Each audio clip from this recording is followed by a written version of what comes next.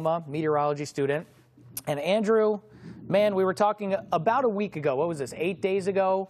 And at that point, it looked like kind of a small chance of development, and we kind of poo-pooed it a little bit. I think we're going to start this off by playing the clip. Let's do it. Where I have a high amount of confidence that there's going to be an area of low pressure that develops, but I mean, this thing's going to probably sit up just right pretty close to the coast. You know, I don't know that I don't think there's even going to be that much wind shear around. But the question really, and tell me if you agree, is it going to have time to sit over open water enough to become a tropical system? And it's probably going to be no. Yeah, the answer is absolutely a resounding no. If we were going to see it try and develop, we would already have a disturbance there right now. Oh, man, I'm sorry. No, we're not trying to call you out here. Okay, now I want to be super clear about this because I do this to myself all the time. I think like it's a great learning experience. What do we get out of this? For me, it's 8 days out. It's really tough to forecast, and maybe also, you know, sometimes don't poo-poo when you've got warm water in the Gulf. What are your thoughts looking back? Exactly. I mean, it was 8 days out. The guidance at that point in time looked very bleak. And, you know, when you're in the science, you really got to work with the data that you have. And so it looked like, you know, there was going to be that trough on the East Coast, and it was going to come in and really deform the low-level vorticity and stretch it out. And I mean, it's a difficult forecast. And what happened was we got the disturbance. It slowly consolidated off the coast of Florida, and it formed. And that's that's that. I mean, you just gotta when you're doing these types of things, you've got to reflect back on you know the mistakes that you make, and that's how you get better. 100%. And, you know, I got to call myself out because I specifically said in that clip, too, I don't even think there's going to be that much wind shear around. Well, hello. I mean, could you find a more high wind shear situation than a storm that looks like this? The whole reason it looks like that is because of the ridiculous wind shear that's coming in out of the northeast here.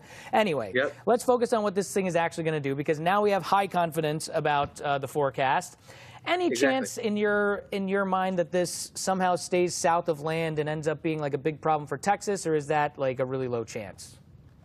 Well, here's the thing. The model guidance for the storm has, you know, really split over the past couple days, with some of the ensemble members taking it to Texas and the other half kind of killing it over land. So our hurricane models, the HAFs and the HWRF model kind of do that. They keep the storm weak and push it in over land. And, you know, you have the HMON model, which is taking it as a hurricane into Texas. I don't think that's going to be necessarily likely. What we're seeing here, though, is we have about 25 knots of northeasterly shear, and that's keeping the convection very southerly weighted. And that imposes a force that kind of tugs the low-level circulation southward. And so if we are going to see it move south, I don't think it's going to be necessarily in the way of a reformation, but more of convection on the southern flank of the circulation, keeping the LLC south.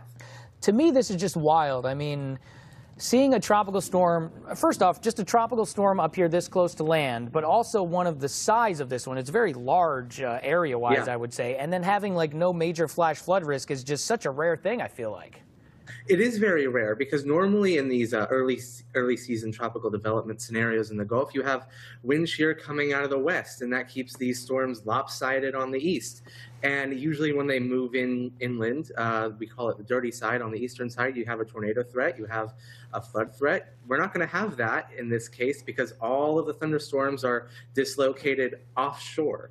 And we kind of saw this back in 2019 with Hurricane Barry, where all the thunderstorms were offshore because there was northerly shear.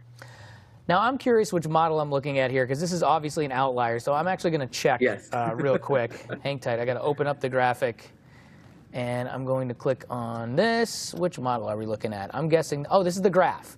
The graph has been kind of remarkably way too strong on this storm the entire time. So I think we're going to throw that one out. But I think either way, we're going to get some, really all along the Gulf Coast, some 20-plus mile-per-hour winds. We also have some dry air that's working into the north side of this. That's also kind of hampering it to some degree, I would imagine. And you know, you look at Texas here. As this thing continues to move toward the west, there's a lot of dry air. Let's focus in on what do you think the highest impacts are going to be from this? How impactful is it going to be? How are people going to know that it's there? And what is going to affect people's lives along the coast with this storm? Well, it is a very difficult forecast in that regard, but I think for Louisiana and Alabama and Mississippi, the worst impacts are going to be, gusty winds and some storm surge along the coast, because most of the rain and most of like the highest winds are going to be offshore. So you're going to have flooding concerns from ocean water instead of freshwater flooding. As this propagates, to the west and approaches Texas, there might be some more concerns for flooding as that moisture impacts more land. So I know this is also far out in the forecast, and we've learned our lesson with long-range forecasting, but one thing that I was consistently thinking about with this was, we saw the flooding that we had out here in Hill Country over the last week or so, and, depending on the way that this pans out, you think there's any chance that moisture gets into there, or does it just kind of fizzle? I mean, at the end of the day, it's going to depend on the exact track that this takes. If it takes a more southerly track as advertised by the HMON model and some of those bullish ensembles, then yeah, I can see some of that moisture getting trapped there. But if this moves inland over Louisiana and kind of dissipates out, I don't think there's going to be much of a threat. Okay, yeah, I mean, one way to look at that is this thing that we call PWAT, the old Yes. precipitable water, which is, for people watching, sometimes you can look at like the dew points at the surface. That's a good indication of what the moisture is at the surface. PWAT is showing us the amount of moisture in the entire column of air, like all the way up to the top of the troposphere. So this gives us a really good idea of like where is the general moisture going from the system, even if the system kind of dies down. And yeah, it doesn't look like much of it makes it into Hill Country. What I do notice, though, is that some of this feeds into this frontal boundary that I think is going to be a pretty big breeding ground for some serious flash flooding over the next couple of days. What do you think? Absolutely. When you get precipitable water anomalies kind of stretched out along a frontal boundary, that low-level convergence that's along the front kind of works to squeeze out that moisture. Think of it like you have a wet rag and you're washing dishes or something and you kind of wring it out. That's what the moisture does, or that's what the atmosphere does to the moisture. Yeah, I always try to explain to people, it's like you can have all the precipitable water that you want in a column of air, but you need a catalyst. You need something to come around and make the air rise so that you can tap into it and turn it into rain. So in this case, with it all setting up directly along the front, that's a catalyst, and that's going to make the air rise a lot. We're seeing that right now. We'll see some flooding likely in the mid-Atlantic overnight tonight. Let's make a little comparison here. Do you remember 2019? You were a young man back in 2019, but there was a hurricane, Hurricane Barry, that bared kind of a striking resemblance to this storm. The idea being it had an exposed center that was on the north side. A lot of the rain was on the south side. But Barry ended up being very impactful. This was actually a hurricane, if I'm not mistaken. Yeah, back in 2019. Just kind of an interesting thing. Any thoughts on that? Yeah, I mean, the convective pattern here is so similar, it's almost uncanny. Like, you have the convection displaced to the south, you have relatively strong winds for a system that looks kind of garbage. So, I mean, the parallels are there. It's around the same time of month, the same month of the year, same location. I mean, it's really a laundry list of similarities. Yeah, it really is. And I really like how the team put together that side-to-side comparison. One difference, though, that's kind of interesting, Barry was formed from a remnant MCV. So there was like a big batch of thunderstorms that had come in here from the northwest and ended up in the Gulf and then kind of spun up into an area of low pressure. But again, Barry, it became a hurricane like right before it made landfall here. And it was like $600 million in damage. So a lot of that was from flooding while it was sitting close to the coast. And once it moved inland, it ended up producing a lot more rain. Anyway, just a little bit of a comparison there for you. Real quick, can you explain storm surge? Okay, so I think a lot of people understand it's when the wind pushes water up onto land. But when we're looking at a forecast like this that says, 3 to 4 feet of storm surge, like explain just in regular terms, what exactly does that mean and how big of a deal is it for these people that live down there?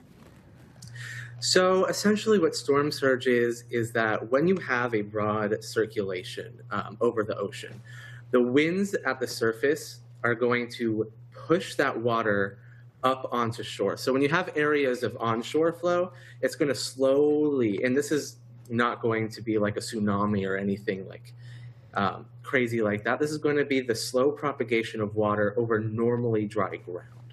So this is just for problems along the coast, for inland areas that are along maybe bays, bayous, and lakes. The wind is going to slowly push that water on shore. Think of it like you have a plate and you slowly tilt that plate, the water is going to aggregate along one of the sides. So the wind is essentially pushing that water onshore. Beautiful. That's a very, very good explanation. All right, we've done it again. We filled up an entire block, and I feel like we could talk for another 20 minutes about this. But that's a great insight into Tropical Storm Bertha. We learned our lesson. Never doubt the warmth of the Gulf water this time of year. And Andrew Austin-Adler, you're fantastic as always. Thanks a lot for coming on the show tonight, man. We appreciate it. Thank you so much. All right. After the break, I think we're going to talk some more severe weather. In fact, usually when my head's starting to go off of the side of the screen like this, I'm checking my rundown to